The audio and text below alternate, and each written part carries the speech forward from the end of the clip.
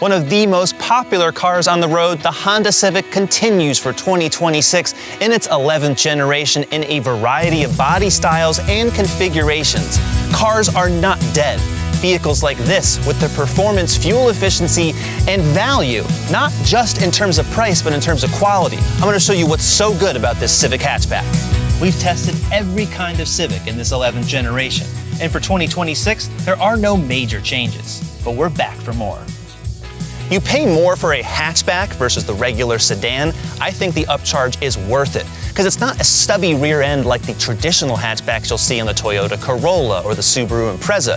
It's swoopy, it's curved, and it's longer, kind of like an Audi hatchback. They call it the sportback. You can get that on a Civic for under 40 grand.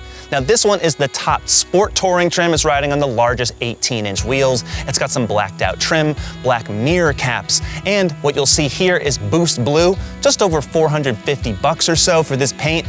I think it looks pretty cool. It makes it look more like an SI. Now the headlights are very bright, double LEDs that you'll see here. At night, it almost looks like Civic drivers are blinding you with their brights, but they're not. The LEDs are absolutely fantastic, and they cap off what I think is a clean, really good looking design. Only on the top sport touring trims of the Civic can you get leather seats, power front seats, a sunglasses holder. Can't get that on the lower trims, plus a 12-speaker Bose stereo. In this latest generation, the fit, finish, and design of the Civic interior is rivaling, I would say surpassing Mercedes-Benz at the lower level. This is a car that actually puts quality first for a lower price. The screens aren't too large, there's enough analog controls, and all the materials, especially at this price in the mid-30s, is more than acceptable. Headroom and legroom are pretty good in the back of the Civic Hatchback. There's no rear air vents, but there are rear side airbags here, not just here. That's a rare feature in most cars, especially at this price. And if you want a rear center armrest, do not get the base Sport. You can't get that on that trim. There's just over 24 cubic feet of space behind these rear seats. Honda doesn't say what they are when they're folded down, but it's a lot more than the Civic sedan's 15 cubic feet. Also interesting, there's two cargo covers here. One is attached up here, and this one is a side pull. And you just kind of latch over on this side. So when you close the hatch, it is completely covered. That's a really nice feature. What I also like is that just like an SUV, there's a nice low loading floor. You can put everything in here, no issue. It's actually lower than most of the crossovers and SUVs that are out there. So if you want the combination of a crossover, but the style of a sedan, this is a good choice. The hybrid system in this new Civic Hybrid is unlike anything Honda has done before, and it's unlike what Toyota does. The Civic Hybrid is actually set up more like a traditional electric vehicle, a pure EV. That's because the gas engine does not typically power the front axle. It's a two-motor system. First motor is connected to the engine, and there's a second motor which acts really as the driving motor, the traction motor, whereas that first motor is a regen.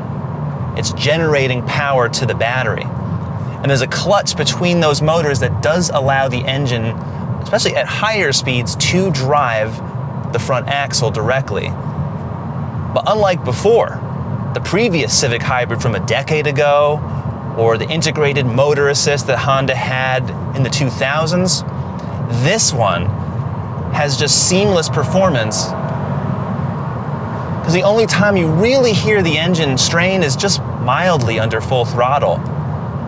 That's because the bulk of the power is coming from an electric motor that's producing 232 pound-feet of torque. And the combined horsepower is 200. That puts the Civic Hybrid at better performance than the Civic Si. Despite this vehicle weighing maybe a couple hundred pounds more. There's no continuously variable transmission like you find on previous Honda hybrids. This is a direct drive, it's a single speed, just like how an EV connects the electric motor to the axle. So there's like no interruption at all. So you get on the highway, you want to pass somebody, it really does feel seamless, and the engine is so much quieter than before. Really, this Civic Hybrid will blow away the previous generation Accord Hybrid. The system is so much better. You can also find it in the CR-V hybrid, and of course the current gen Accord hybrid. In the Civic, just because the packaging requires it to be smaller, the motors don't deliver as much power, and they're arranged in a different fashion. That's it. So when you come off the line, you hear just a little bit of the engine. It kind of simulates a gear in a way. It's kind of revving up and down. But the torque fill, when you're actually feeling the momentum, that's primarily coming from the electric motor. So you don't get that whining effect at full throttle like you might get in the base Civic with the CVT that's only got about 150 horsepower, using the same 2-liter 4-cylinder engine that this one has. But for not much more money, you can get this car and have pretty much equal performance to the SI, which is crazy. It really is. While getting 50 mpg in the city and 48 combined on this hatchback. I mean, it's pretty incredible. Now, if you're getting the non-hybrid Sport, the fuel economy is still pretty good. It's up in the high 30s for the highway. But seriously, this hybrid does not make you feel like you're driving a hybrid whatsoever. All of the hybrids now are increasing performance while increasing MPG. It really is stellar. The engineering in this car really does make this better than what Hyundai has or Kia has in their hybrid systems. Completely type of different approach. The refinement here though, and the efficiency and the power, all of them together, that's what makes this car really notable. Other things that Honda does, if you're ordering these upper trims, there's more acoustic glass, especially here. Quiets everything down really nicely. There's also noise-canceling wheels.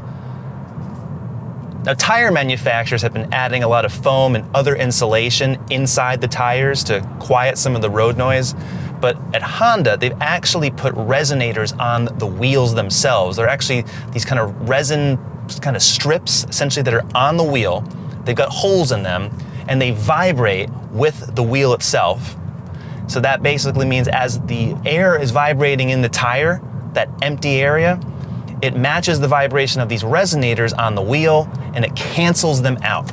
It's called the Helmholtz effect. So if you're blowing over the top of a bottle and you get that humming sound, that's what's happening to these resonators in the wheel. And it just uses physical noise canceling. Specifically, if you're really into this, 220 hertz is what they're optimized for. And that's a humming, it's a low hum that can be really, really annoying when you're driving at certain speeds. You'll just notice it and it's in your ear, it's like a din. So on this Sport Touring trim, because those resonators are on all 4 wheels, they're reduced by a lot. In this Civic generation and the one before that, handling was always a strong point. And that's where the Civic really upgrades its worth over Kia, Hyundai, Nissan, Toyota even. I would say Toyota and Honda are really close in terms of matching the chassis feel. Really strong, really solid. Honda though has aced steering. It has. Unless you're driving a GR Corolla, which is not comparable to this car. The regular Corolla is good, but the Civic really does it better. It's really direct. You feel the low center of gravity in a car that this is not meant to be a performance car, but it drives like one. And now that this hybrid is matching the acceleration, even upping the torque figures of the SI, which was always the performance version of the Civic, it's pretty impressive. Of course, if you want to step up more and have the Civic Type R, we've reviewed that car, compared it against the Acura Integra Type S. You can watch that video, but that's on another level. Those two cars are based on this car. The chassis and the suspension, every way that this is sorted, it's really perfect. On these 18-inch wheels, again, no suffering of ride quality whatsoever. You just feel really direct, and nothing unsettles the Civic. It just doesn't. It's a great driver's car. It's a great commuter car. Every single version behaves this way. It's just that the hybrid is truly remarkable for just the speed and the efficiency. I see no reason to even get an SI unless you want to row your own gears. And I love that, but if this was my everyday car, I'd be completely happy. The other difference if you're getting the Sport Touring is this fourth driving mode. It's the custom individual mode. Can't get that on the others. And even though all the Civics are front-wheel drive only, chassis is planted, there's a lot of grip on these all-season tires. The brakes feel great. These are regenerative. They are. Like, everything on this car is perfectly sorted. From an enthusiast perspective, from an everyday driver's perspective, they've got it. The top Sport Touring trim has this 9-inch display with Google built in. So you get Google Maps and Assistant, you get the Google Play Store, fun stuff like that, plus wireless Apple CarPlay and Android Auto. You cannot get that on all of the other Civic trims. It requires a wire, and also it's a 7-inch display. You do get, though, some physical buttons here, but actually the lower trims have a row of physical buttons for the shortcuts, as, say, for audio and phone, things like that. Plus there's another knob for more adjustments on the other side. So I prefer that interface versus this one, but thankfully, all of the vehicle settings are still here. If you look at our review from the Honda HR-V, also a 2026, they've removed a lot of the setup here and threw it in the instrument panel. Glad they didn't do that. But what you'll notice that's missing, no more onboard Sirius XM. You're gonna have to use Android Auto or CarPlay for that feature. Honda has been removing Sirius XM capability from a lot of their Honda and Acura models. Not sure why, but it is not gonna be found anywhere on here. The 2026 Honda Civic starts at $25,000 for the sedan. The hatchback starts at $28,000. There are 9 trims, 4 in the sedan, 3 as hatchbacks, 1 SI sedan, and the Type R hatchback. Ours, the Civic Hatchback Sport Touring Hybrid with Boost Blue Pearl paint, $35,000. The competitors as hatchbacks, the Toyota Corolla, Subaru Impreza, and the Volkswagen GTI. Else, the Kia K4, the Hyundai Elantra, and many other small sedans.